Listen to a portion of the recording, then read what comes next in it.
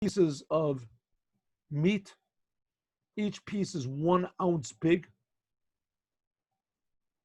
3,000 pieces of meat. Each piece is 1 ounce big. Permissible meat, kosher lamahadrin meat. That's all boiling. And there falls on one of these pieces of meat.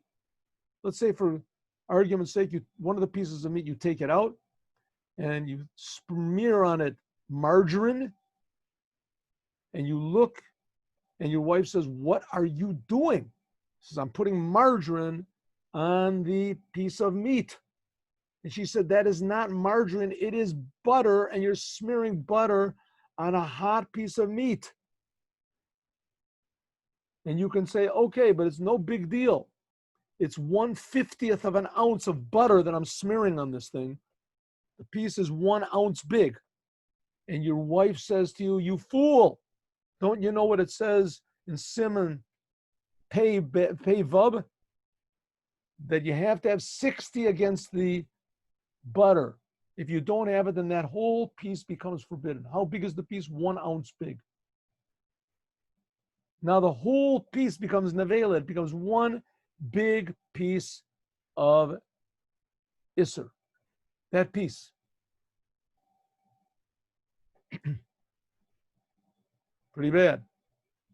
Now that one piece, if it's a nice big piece, an ounce, let's say a nice big, if that falls into this pot of 3,000 or even 3 million, let's say nice meatballs, they're all forbidden. They're all forbidden because the piece is a nice piece. It's a chaticha roy luskabed. And if it isn't a nice big piece, a chaticha roy luskabed, then you have to have 60 more pieces to negate that one piece of meat. Do you have it? Yes, the pot has 6,000. That's enough. 3,000, whatever, that's enough. But if the pot would have only had 59 ounces of meat, all of that meat would be forbidden.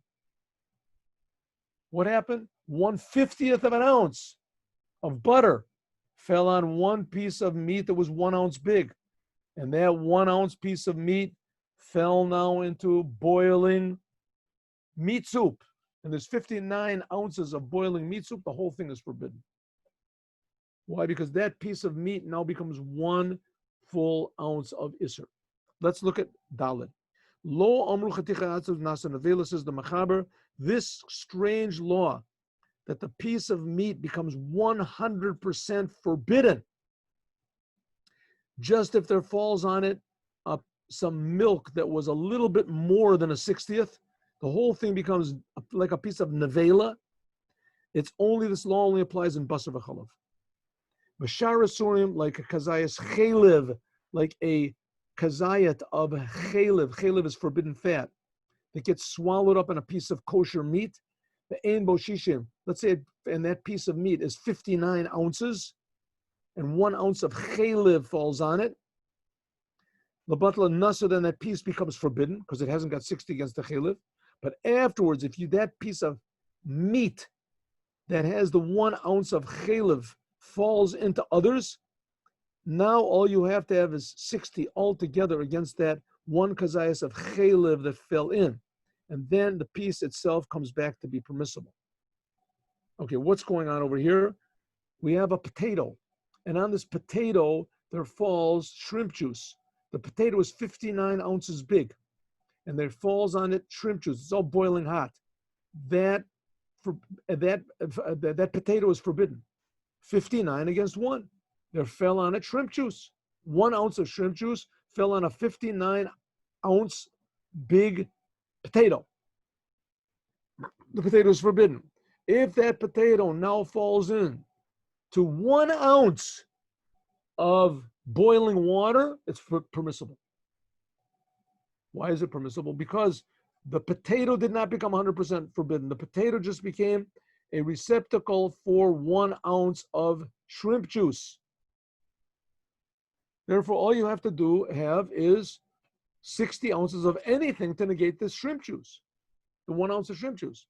As soon as you have it, it's all permissible. But the potato itself does not become forbidden. And for instance, if that potato itself, you can't recognize it, let's say it gets mixed into 2 other potatoes, and there's also 60 in this whole business against that 1 ounce of shrimp, then all the potatoes are permissible. It's called batel barov. Okay, so what are we having? Only in milk and meat do we say chaticha nasa nevela. Why? Because milk is permissible and meat is permissible. And when they touch, it makes a new mixture, which is forbidden. What's forbidden? The touching of milk and meat. So the meat becomes forbidden because it's meat, and the milk becomes forbidden because it's milk. So therefore it becomes, according to all opinions, we say chaticha nasa nevela. Or in simple language, if you have a piece of meat that is 59 ounces big and there falls on it 1 ounce of milk, you now have 59 ounces of this, really 60, because they have the milk and the meat together, 60 ounces of Isser, treif, nevela. The whole thing is totally forbidden, and you have to have 60 against now the whole piece, which is not the case other things. If they would fall on, let's say, this piece of meat, instead of falling milk on it, if they would fall on it, chaylev, forbidden fat. So the piece does not become 100% forbidden. The piece is forbidden because it has the taste of fat in it. But as soon as you have 60, then the whole thing becomes permissible again. Okay, well, that says the Machaber. The Ramah says, I don't agree. Yesh omrim, some people say, don't omrim b'kol yisurim, that in every Isser, chaticha nasa nevela. And he brings all sorts of this. The kain a minhag, and this is the custom pashut. So it makes no difference according to the Ramah if it is milk that falls on meat or it's shrimp juice that falls on a potato. Whatever it falls on, if there's not 60 in the heter against the Isser, the whole thing becomes one big clump of Isser.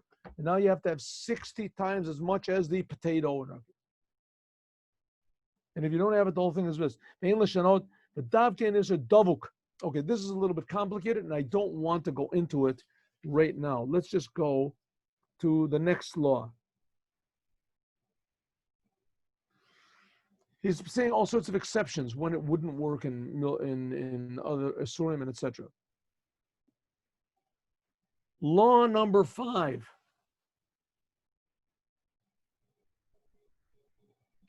Okay, let's go back to our picture here.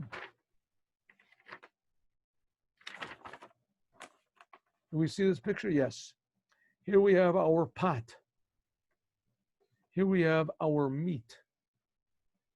Here we have our drop of milk.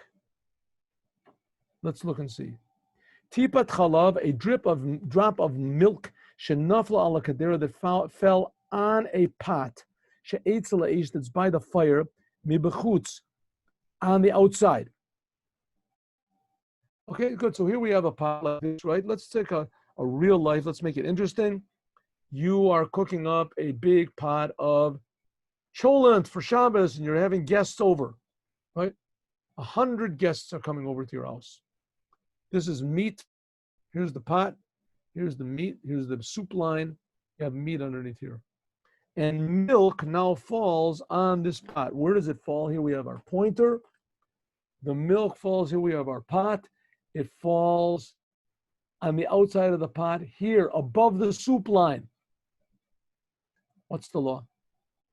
Or it falls, another drop falls below the soup line. What's the law? So I'll tell you in a very short way, and we'll end the class, and then we'll learn more tomorrow. And this is on the outside of the pot, you said? On the outside of the pot. If the drop of milk falls on the outside of the pot below the soup line, over here, then we treat it as though it fell directly into the soup, and all you have to have is 60 in the soup against the drop.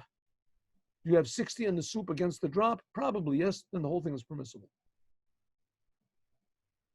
If it fell. But what if it fell above the soup line? Over here, the drop fell. Now you're going to have troubles. There's different opinions, but let's take the most severe of all the opinions. I'll explain the other opinions later. If the drop falls above the soup line, then we're worried that because everything is hot and it's all sort of churning around, that and there's meat in the walls of the soup. There's the taste. What is it? There's the taste of meat in the walls of the soup. Here's the soup line, right? There's the soup line, and here is above. We worry that because there's the taste of meat in the walls of the pot, so we worry that this little drop of milk, let's say it falls over here, will spread out up to 60. It'll spread out up to 59 times as much as itself. We look for the worst possible scenario. It'll spread out 59. It'll make an area that is forbidden, milk and meat, 59.99 times as big as itself. So if it fell one, let's say, ounce of milk, just for the sake of clarity, 1 ounce of milk, where are we here? There it is. 1 ounce of milk falls above here. We suppose that it will spread out to be 59 times as big as itself. In other words, now we have a 59 ounce radius of Isser that we have to contend with. And according to some opinions, because the pot is boiling, so this pot is boiling, the soup will touch this, and if you don't have 60 times in the soup against this 59 kazayas area that's Isser, then the whole soup becomes forbidden. Or in simple language, 1 ounce of milk falls above the soup line. You now have to have 3,600 times as much meat against this drop of milk. Have a good day. We'll talk about it more tomorrow, God willing.